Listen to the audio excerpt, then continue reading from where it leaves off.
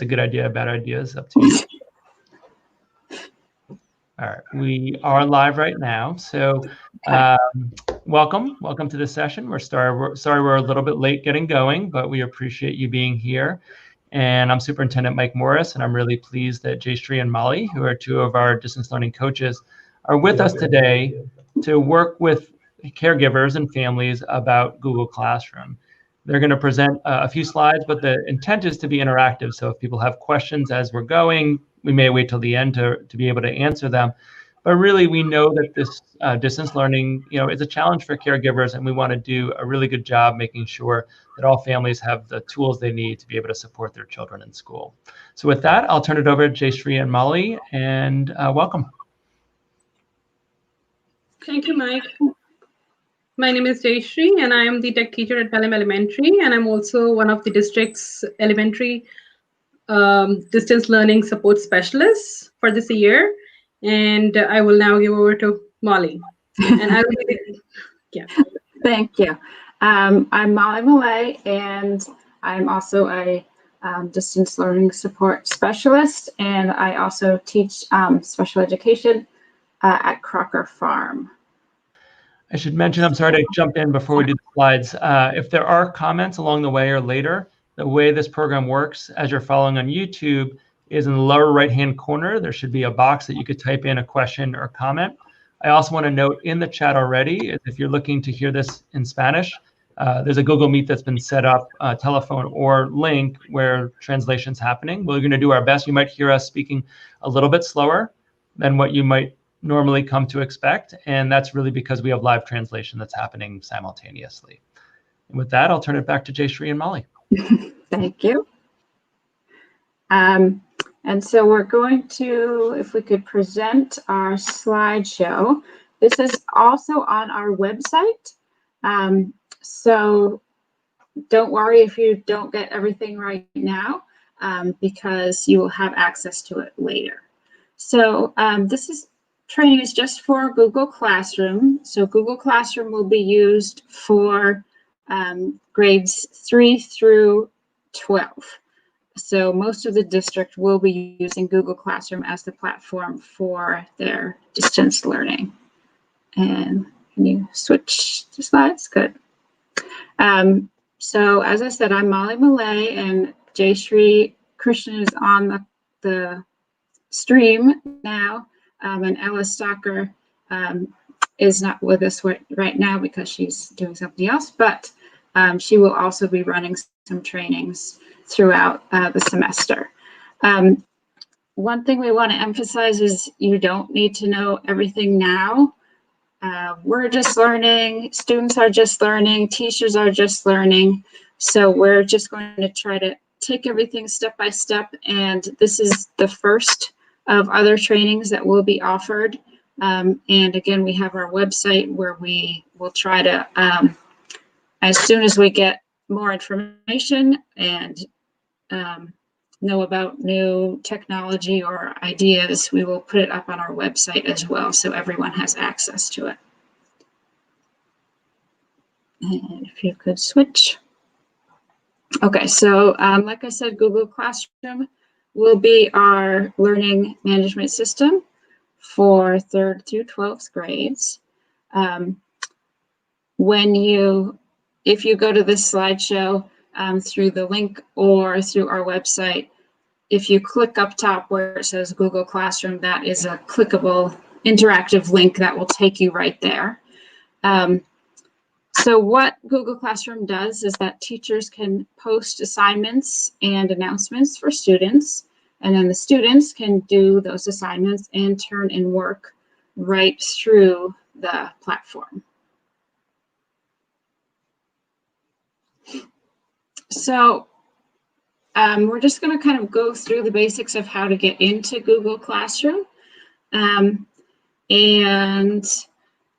The first thing you would do is you could just type classroom.google.com in your search bar, or you could just do a Google search for Classroom and it should pop up right away.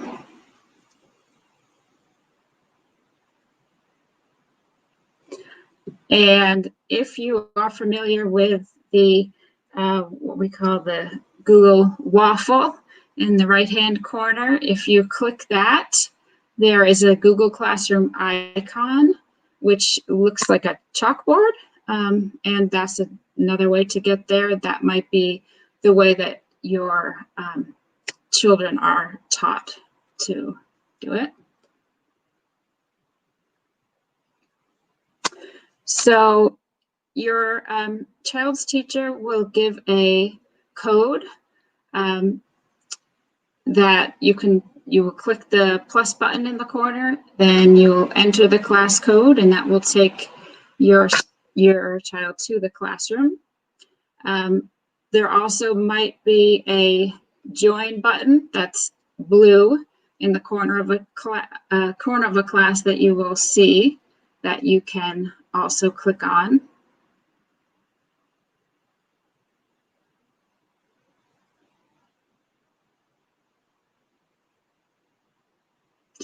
So the first page that will come up when you click that join button or put in your code is called the stream.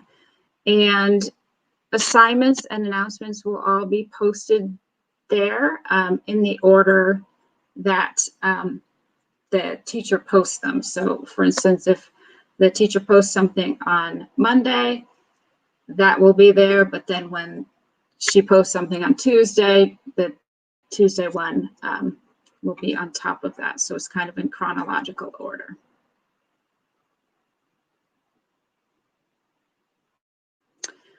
And if you click Classwork at the top, you will see all the assignments organized into topics. So it might be, depending on the grade level or class, this could be different. So maybe for a elementary school classroom, they would have reading, writing, math, science. If it's a high school level classroom, they might have, it might be a Google Classroom for biology, say, and then the topics might be the different units. But it might just depend on how the teacher decides to set it up. And also I should say that teachers will also be going over this with the students. So your students may be able to help you if you have questions too.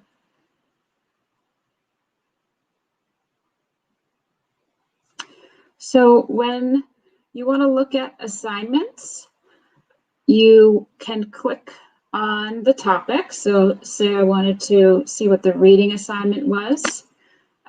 You would click that, and then there's a little button on the left that says View Assignment. And you would click that to see what the assignment was.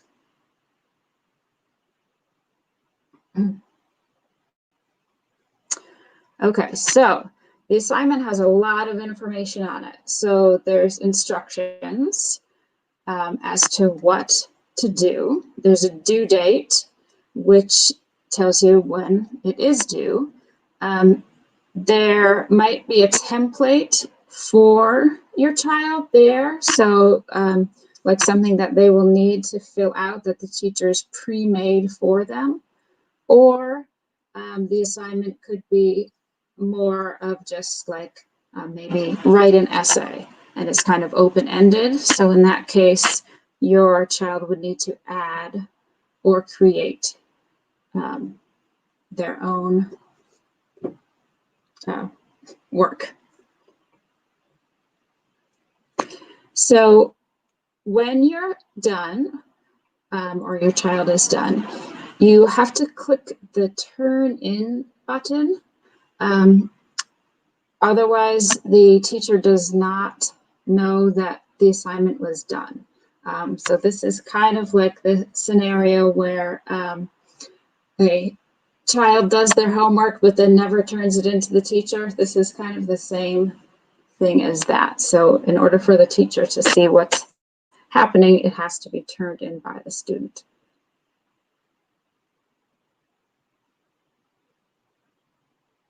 And then it will ask you again to make sure that you want to turn it in. And if you're sure, then you click the Turn In button again.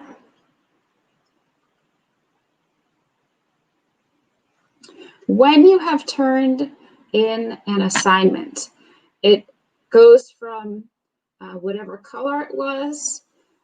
Teachers get to choose the color, so it could be green or blue, or like this one, purple. It will turn gray, and that shows that it's been turned in.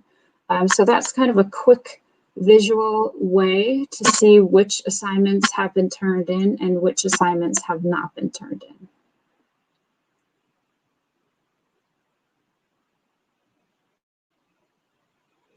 And then there is another way to check what has been turned in or not turned in. There is a View Your Work button that you can press, and this will give you two different views of what's been turned in and what has not. So they'll tell you all the things that are assigned. It will tell you what's been turned in, and it will tell you if a teacher has returned it to the student or if it is past the due date and it's missing. It will list everything for you on this View Your Work page.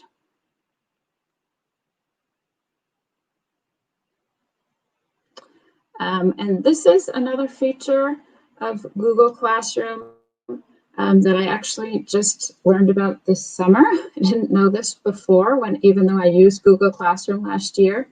All of the assignments get populated into the student's Google Calendar.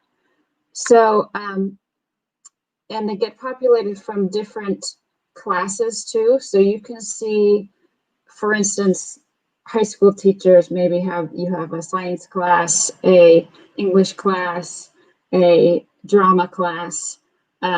They might all have separate Google Classrooms, but all the assignments will populate into one Google Calendar automatically. That will say when all the assignments are due. And you can also see by the colors, the different colors are the different classrooms. So the classroom we were just in, which is purple, you can see there's 3 assignments there that are due. There's another class that you see is green, and then you see also a blue class, and those will all correspond to the different classes that your child has.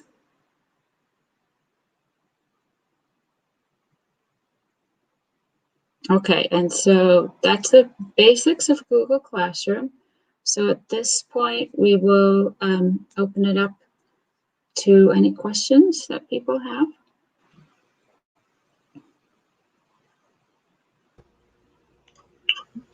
So I'll pop back on just to say and I see there's a question came in now. There's one I responded to earlier. And so the first question, actually, I'll just display it. Are both chats today and tomorrow covering the same content as one geared towards high school students? So I'll turn that over to both of you to respond to. Yes, it's the same content tomorrow as well. And I think another thing I'd add is if people didn't watch this one and they want to just see the slides, I put the link in the chat there, but also this YouTube link will be available indefinitely. So if people didn't make it but just want to see the quick tutorial that Molly and Jayshree walked you through, you could send them this link and they'll have access to this recording indefinitely. Mike, I wanted to add one more thing regarding this question, which says, is one geared towards high school students? So we will be talking about basics, and I think it pertains to everyone, 3rd to 12th grade. And from there, I think the class teachers would be taking over to go in detail with the students. Yep. Another good question. We'll be covering the platform for K or pre-K to 2 in terms of Seesaw. Yes, so we will be covering Seesaw. We're not sure if we're going to do that next week or the week after, but we will be doing that, yes. Yeah, and I think just something I'd add is, and I'll see if I can get the direct link, but on the website that you all have set up, I know that there's some Seesaw information already, Yes. tutorials that are on that website. So it's earlier on the chat about the website that Jayshree, Molly, and Ella have set up. And so if people are looking for a sneak peek, you can go there, and there's some YouTube videos and that kind of introduce Seesaw for the younger set. Yeah, and just to say a little more about the website. So we have broken down the website into 4 different categories. So one is for elementary school students, one is for middle and high school students, one is for caregivers, and then one is for educators.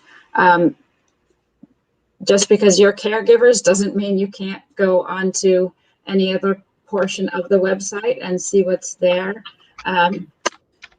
The thing that's kind of most different about each of the different sections is like the video that we post for Seesaw, for instance, for kids is different than the video that we post for Seesaw for educators, because the kids are kind of learning what it is and learning it from the student perspective, and the teachers need to know more how to set up their classrooms.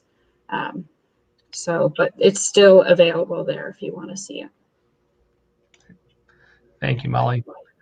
We have time for another question or two if they come in. But again, we'll to Molly and Jayshree's point, we'll be sure to communicate out in advance when those Seesaw trainings will go, because we know for some families they might have some experience with Google Classroom from last year, from last spring, or just from being in school, because the students, many students use it, especially grades 6 through 12 throughout the year. But we know Seesaw is new, so we'll let folks know when that training occurs.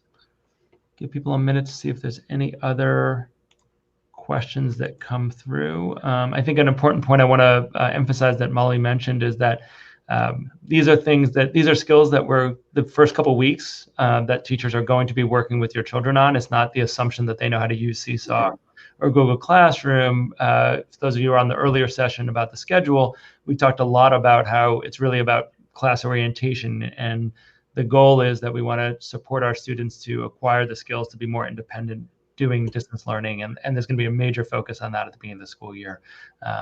So just want to be really clear about that point as well. I think your presentation was so clear, Molly and Jayshree, that I'm not seeing other questions or comments come through. But again, thanks everyone for joining us. Thanks to Molly, Jayshree, and Ella for their work. We're going to do the same session tomorrow. If people want to, let people know, or you think of a question overnight and want to come back and ask a specific question about Google Classroom. But I think, as you can see, Google's made it pretty intuitive for where to find things. And I think the more that you can get acquainted with it, you'll see that it's a pretty good resource for our students and our families. So I hope everyone has a good afternoon. Thanks to Molly and Jayshree, and we will see you soon. Thank you.